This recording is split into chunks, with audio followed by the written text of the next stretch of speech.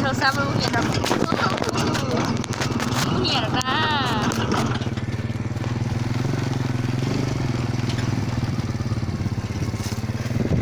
นี่คนหล่อ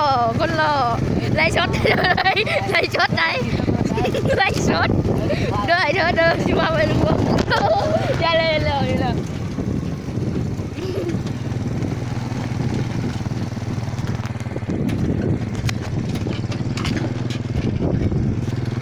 ขี้จะดีแน่มองไปแห่ได้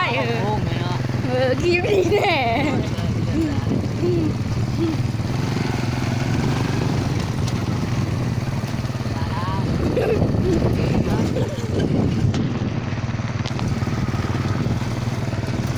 ดีเธอไม่ปิดนะโอ้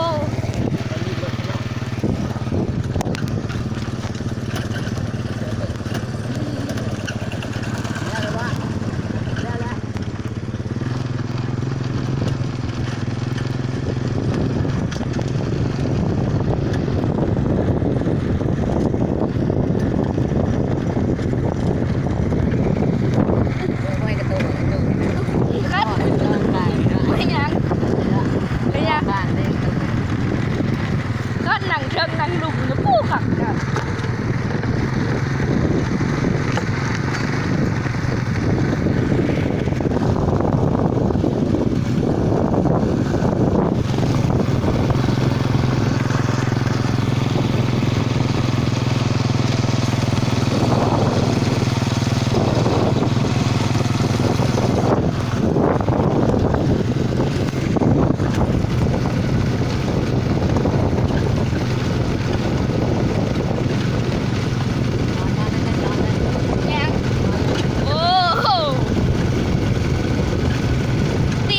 ตีนเอาลงนะเพื่อนมันเบรกฉุกเฉินอยู่เด้